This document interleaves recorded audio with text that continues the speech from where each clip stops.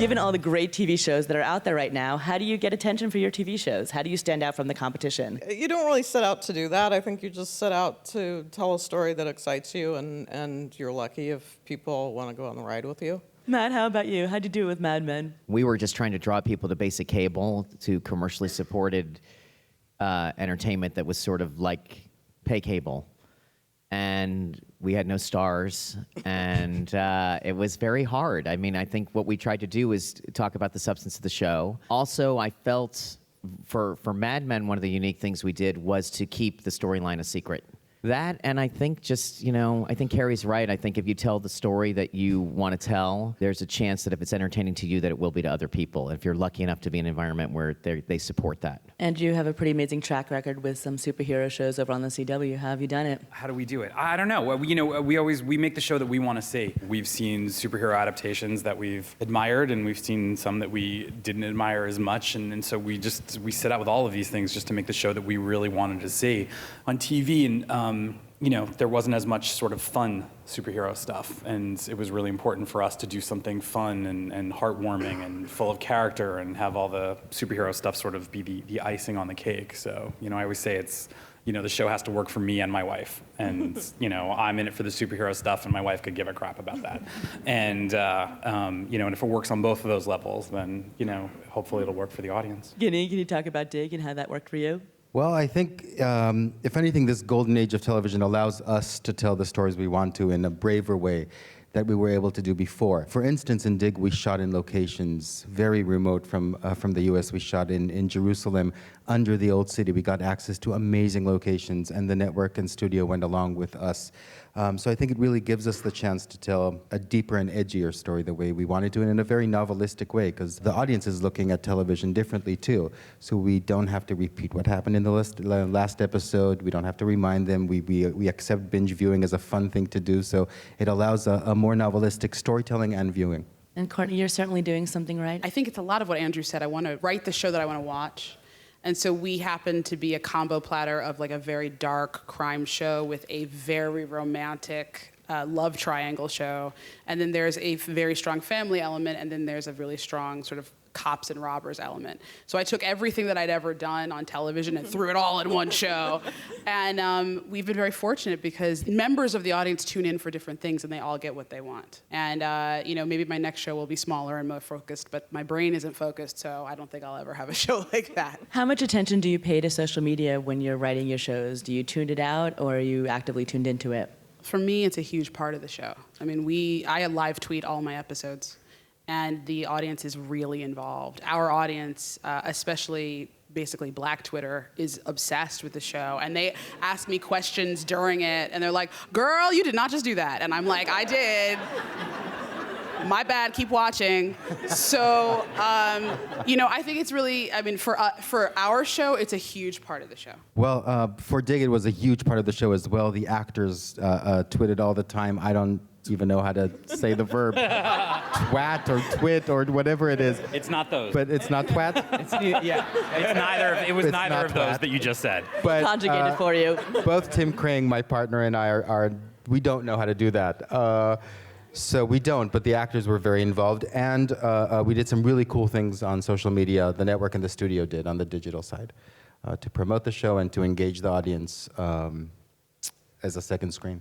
I resisted Twitter for a long time, and I finally started using it last year, and it's actually remarkably fun. We live tweet during all the shows. The cast also does, and it's like hanging out with kids in the neighborhood where you're all kind of interested in the same thing and playing the same game, and it's just really fun. It's a great way to be able to actually talk to people who love the show as much as you do. I do not tweet. I always felt I would need two accounts, one for tweeting and one to apologize for the tweeting. I didn't have a smartphone for a long time because I'm so impulsive and have such a terrible temper. So I was like, I can't do that. And also, I have a terrible electronic personality. None of my jokes translate into any of these things. Sarcasm, all these things, it's terrible. But I will say that we owe a lot to Twitter at Mad Men. It kind of happened, it was an advertising thing exclusively in the advertising business when it began. And one of the earliest developments on the show, which was confusing to us, is that there were all these people on Twitter at Betty Draper adopting the personalities of the characters. And AMC's first reaction was like, we own those characters, and they were going to have a lawsuit to stop people. You're laughing about it, but it's intellectual property, which I know no one cares about. But and then suddenly the realization happened. Charlie Collier and I had a conversation. We're like, this is a boatload of free publicity and an investment from the audience where there's a direct conversation. And so that's how I even heard about Twitter, was this thing. And to this day, some of the funniest things that have ever been written about the show have been short and sweet. And one of my favorites, I don't know if you've ever seen this 80s Don Draper. There's an amazing thing who's getting faxes and things like that. So but in terms of its relationship to the show, I don't participate in it, but I'm a little bit troubled by people who don't pay full attention to the show, but I've learned to let go of that. Andrew, I have to imagine you've got a lot of fans yelling at you going, oh my God, I can't believe you just did that. Yeah, there's a lot of yelling. When we the year we did Arrow, they made all of us join. And it wasn't just me. It was my friend Jenny Ehrman, who's somewhere out there at the CW. They took all of us down there, and we were all like, either 40 or about to turn 40 or just turned 40, and they're like, you have to join, and there's Pinterest and Tinterest and Ginterest, and we're like, we don't know what the hell you're talking about. We just want to write our TV show. But I mean, some of it is amazing. It's obviously, sometimes we'll watch the live feed, and we sort of like, we'll do that to sort of see like, oh, did they like that joke, or did they like that plot twist? Were they really surprised? Did we surprise them? But I think it's not the funniest thing. It's the weirdest thing is the people on Twitter who think that they're influencing the show by expressing their opinion. Like, we killed Katie Lotz. I know. On I love Arrow, Katie Lotz. And we always knew we were going to do this spin-off, and we were going to offer Katie the lead. Katie Lotz was in the series I gave her finale. first job. She was Don's niece, Stephanie. If you've seen the crossover, she's a great actress. She is, and she's the Canary and now the White Canary on Legends of Tomorrow. And we knew we were going to bring her back, but it was all these people like, you better bring her back, hashtag fuck you. That's very persuasive. Yeah. It is remarkably social. And I mean, I think for writers who spend a lot of time alone in rooms, I think that's why I like it so much. It just gives you a chance to actually share what you're doing with people who are giving you something back, and that's pretty cool. How much freedom do you get from the networks to create the show that you want to create? Do you get pushback, or in this era of there's so much competition, can you do the show that you want to do? I feel like A&E's always been incredibly supportive of everything. I think they go out to people who they trust their opinion to some extent, and I think they let you run with it, which is great, because I've been doing this a long time, and that was not always the case. The only restrictions we really had were money, and it was constant, and it never went away right till the end of the show. AMC went into the series television business with the idea that they were going to do stuff that they wanted to watch, and really gave me a lot of creative leeway, and the stuff that was sort of on the fence I fought for, and it became obvious that the audience thought the way that we did, some portion of the audience. It was confirmed. I saw it on The Sopranos, but I got The Sopranos, it was like season 5, So I kind of assumed, why wouldn't it be that way? And it took a lot of fighting. 3 of the shows are on CW, and they've been amazing. And we were sort of the beneficiary of a lot of good timing. When we did Arrow, that Greg Berlanti had just signed a new deal with Warner Brothers, so there was a lot of like, well, whatever Greg wants to do. And Mark Pedowitz had just taken over the CW as the president. We'd worked with him when he worked at ABC. So we had a lot of trust there, and we kind of just barreled through, and I think at the time the CW was looking for a new identity and looking for something new, and so we were given a lot more leeway than I think we might have gotten in another year. And I think Greg so believed in this, was probably pushing more than he might have pushed in another year. So and then once the show came on, we started to be the beneficiaries of of success. But they've been really amazing. They've been great partners, and they never, with them it's always, how can we help you? And and again, a lot of notes of like, we don't get what you're trying to do here, not them trying to tell us what the show is, and and we always say it's like if you can't defend it, then it's not worth doing. So getting a bunch of notes or having them ask those questions, it's always they don't always have the solutions. It's been really great, and CBS was like a whole new beast for us, like doing Supergirl, which so far has been amazing because we were a little trepidatious because aliens and flying girls isn't typically what happens on CBS. Does she solve crimes? She actually does. Okay, excellent. No, but I've been, we've all heard stories about other shows that were about aliens where the network said you can't say that there's aliens on your show, or, shows about magic where we don't want to hear the word magic, but they were, they really wanted this project, and, they didn't try to turn it into something that was theirs. They really sort of embraced what it was. So, we've been really blessed all the way around with good network partners. I think we had the same worry when Tim and I set up the dig at USA. We were a little worried because it's a very different show for USA. It's a limited series. It's edgier. It's shooting all over the world, and we found unbelievable partners. They really were extremely helpful. Their notes were very smart. They went with us. They trusted us. When we found ourselves in Israel with rockets flying all over the place and our actors in bomb shelters, we thought, oh God, they're going to cancel the show now. And instead, they found another home for us in Croatia, and then they helped us move to New Mexico. And we really found, also in the promotion that they did for the show, amazing partners and smart people. It was a fantastic experience. I would actually have to echo that I've had a really great experience. I mean, Chris Albrecht is the most talent-friendly, I think, network executive, at least I've ever met, and is very, very trusting and very clear about his opinion. And when he says something to me like, I don't think that works, he gives me a good reason. And then the question is, if I can argue him out of it, then he's like, cool. You know what I mean? But if I can't, I better try it, at least. But my attitude is always, and I tell my writers this too, you don't go into that relationship with an adversarial point of view unless you want to blow yourself up and ruin your show. The thing is, they might be the best audience, and they might have a good idea, and they might point out something that you didn't even think about because you're so immersed in the show. And for me, it's always like, I want to hear that opinion. So for me, it's been really great. They've been really supportive, and other than like a few big things, a few things in the very beginning of the development of the series, I'm writing the show that I wanted to write. So I feel really, really positively about it. I'm curious, as showrunners, your job is so much more than just being a writer. You have to juggle so many other different parts of TV production. What is the hardest part of your job as a showrunner? Writing. I actually had never produced before Bates Motel. I had spent most of my career in writers' rooms, which I loved.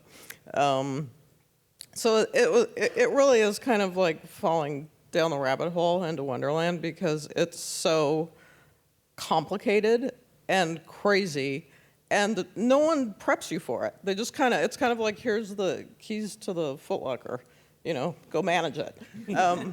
And so it was a really interesting experience for someone who spent most of their life writing. But I still, having done all of that, and being sort of on the other side of having learned it, I still think writing is the part that just fills you with dread, because you're making something out of nothing, and that's kind of a magical thing to have to pull out of your hat. I think producing is really fun. I think working with like the incredibly talented team that we have it's joyful, it's playful, but sitting alone, facing a blank page, facing a season of stories, that to me is the scary part.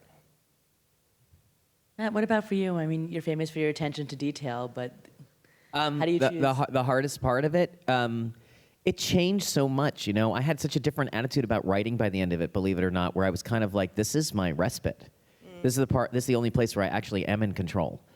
And so I kind of looked forward to it, and also, the luxury of like, we've all like toiled writing scripts and begging people to read them. And I knew that everything I wrote was going to be read the next morning. I was paying people to read it in the next 24 hours and give me notes. And the writers really, really give notes on the show. They would really, I was not allowed in the room. That was the hardest part, actually, was getting the notes from the writer's room, because it was all done under anonymity. And even though I knew who was saying what, I could tell. And they would be brutal, and no one ever said anything nice at a certain point because we were under the gun. So I would like say to the writer's assistant, who was a writer at that point and was in the room taking the notes, and I'm like, did anybody like this line? They're like, oh, everybody loved the script. They loved it. I'm like, there's nothing. No one said anything nice.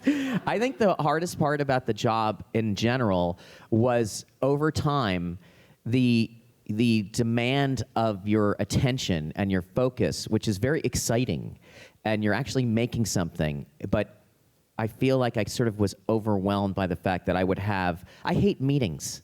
I did not become a writer to go to meetings. I'm incapable of it. I've worked in a cubicle a few times. I'm like terrible at meetings, and have a short attention span, and I really had to pay attention at the meetings. I mean, they were sort of for me. And you go to this meeting, and you'd have like 5 meetings in one day, and everybody at these meetings, that was their only meeting that day. So there was all this sort of social stuff at the beginning.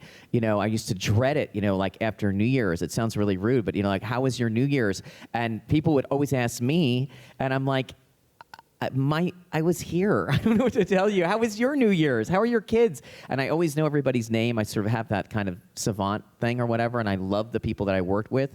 But what really happened is that I learned over time to know that when I was sleep deprived, I was incredibly unpleasant, because you don't know. You can't tell. It's like a psychosis. All of a sudden I came home and I said to my wife, like, everybody's crying at work all the time. Every time I get in a conversation, somebody cries. And she goes, because you are being an asshole. I was like, I am. She goes, you're very curt and very rude and everything bothers you. And I was like, I did not know that. So I got a nap time at work with juice. No. Did you get a towel. cookies? But I learned to let other people do things. And the people that I worked with were so much more experienced than me in most of these things. And just to kind of, I know it's not the reputation, but just to kind of let go. I actually, the writing and the editing and the being in the room, like, that's the stuff that I would do for free. That's, for us, especially getting to do the stuff that we work on is just, for us, it's childhood dreams come true. It's the business aspect of it that's sometimes really difficult, especially when you're like, like dealing with agents, and you're trying to close deals. Oh yeah, they're all out here. My agent is in the cloud. I don't mean her, but sometimes there's, I think all of us, writers, we tend to be passionate people, and sometimes keeping your business head about you is sometimes very difficult, especially when you're trying to close deals, and not just with agents, but just sort of any sort of business deal where part of you just wants to reach through the phone and throttle somebody because they're being, stupid, and you have to remember, no, you're the adult, and firing actors is the absolute worst thing in the world, because Greg and I have a deal. I have to do it. So yeah. So we're like, there was a character on Arrow where we decided that they had reached the end of their lifespan, and we sort of like had this sort of solemn moment where we were talking about, well, we needed to do something in this. What should we do? And I said, well, what if we killed this person? And Greg just looked at me and he went, I'm gonna call Air Canada and book your flight. And but it is, all kidding aside, that really is the worst, because it's like, now it's like The Wire. Now when I fly up there, people are like, Oma coming, and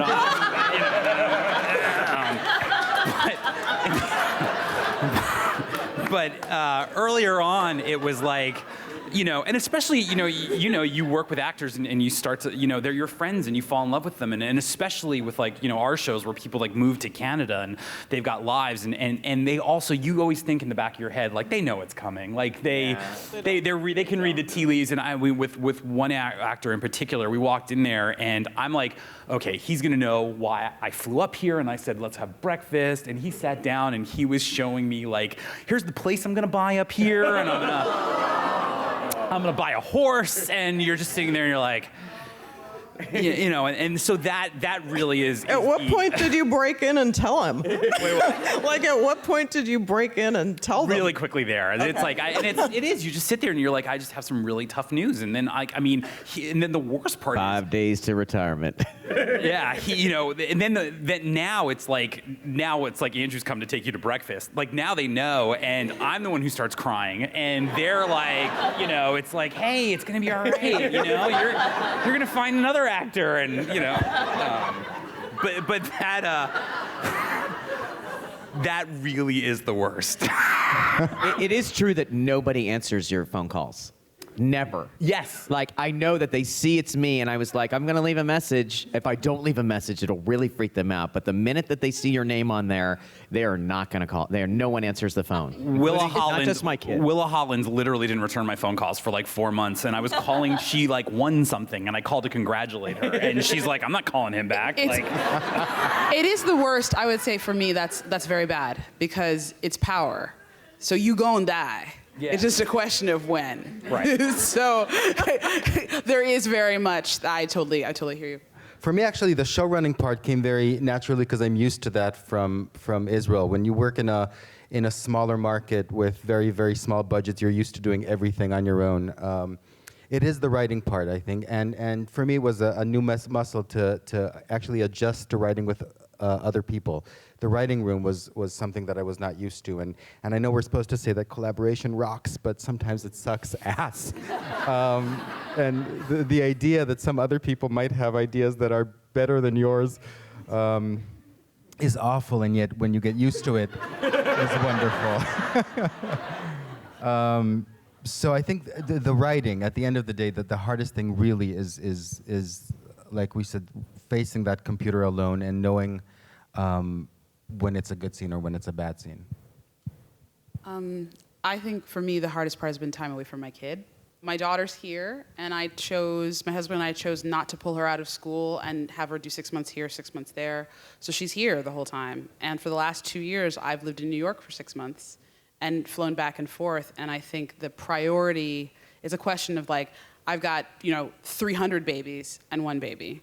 And how do I deal with that? And when is making those priorities and making those choices? And they're hard. And sometimes, I am FaceTiming her on set, and you know what? My heart's broken, Yeah. And then I have to go back and be like, no, you're supposed to shoot him like this, in the side of the head, not the back of the head. And it's just, that's, this, to paraphrase The Godfather, this is the life we have chosen. This is what we decided to do. I knew I was a mom when I pitched the show. So this is I signed up for it, but that's the hardest part for me. I want to end on one last quick question. Favorite moment from this past season for each of you? I think my favorite moment on screen was when when Norman came to his mom and said he was attracted to her, and she kind of talked him down. That was just it was a really fun scene to write, and it was funny when we were breaking it in the room too, because just thinking about like what do you do if your kid comes and tells you that? Like, what does that look like? How do you handle that? So yeah, that was a favorite. One of the deepest moments for me was the last day on set was John doing the phone call with Betty in the finale, and there were 350 people there, some of whom had not worked on the show in a long time.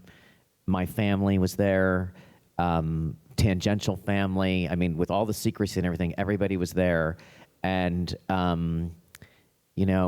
feeling of like, I never finished a script until I was 30. And yes, we finished a lot of scripts on the show and finished a lot of things, but there was something about actually finishing that was with all those people and seeing everybody involved. I remember like taking one of those crew pictures and saying like, this is how many, it's like this many people are in this room. That's how many people it takes to make the show. And that was, it was a really incredible experience. I don't know. This last year has been so amazing. I don't know. There were so many moments. I mean, I think on screen, the thing I'm probably most proud of is in our season finale when Barry goes back in time and sees his mother. I cried when I wrote it. No, people couldn't get through the table read. We actually kind of stopped the table read because people just started crying when they were doing it. And what was interesting about that scene is, Grant Gustin obviously has been in the show the whole year. He'd never actually worked with Michelle Harrison, who played his mom. So even because the mom would have appeared in all the flashbacks with the younger version of him. So to have those two people in a scene together who'd never been in a scene together, in the middle of this crazy, superhero show that, you had a scene where a son is with his dying mother and finally gets to say goodbye the way he never got to, and to have people be so affected by it, that was probably our proudest moment, that we were able to achieve that level of, emotional depth in something that I don't think people necessarily expect from those kinds of shows. I just liked watching our network executives running completely sunburned in the Judean desert, thinking, wow, we created a monster. It was an 8-month shoot for 10 episodes all over the world, and I directed 7 out of the 10 episodes, and every moment of it, I think, is something that I will cherish, so I can't choose one. It was an amazing experience, really. It's hard because, we just started airing season 2, so I don't want to say any spoilers. But I think but there is a scene between Ghost and Tommy that we shot, and it's very, very intense. And in that scene, one of the big truths about Ghost that no one's ever heard comes out of Tommy's mouth. And it's the thing that Ghost does not want to hear more than anything else in the world. And it's a truth that only his best friend and brother would know. And when we shot the scene, it was so hard on both of those actors. It was a really hard scene, and yet it was the most joyous day because the scene was so much better than it had been written. It had been written really well by my staff writer at the time. And it was one of those moments where it's someone else's achievement. It's not mine. It's hers, the staff writer, and it's the actors, and it's the director. And you get to step back from the thing that you created and go, it has a life of its own.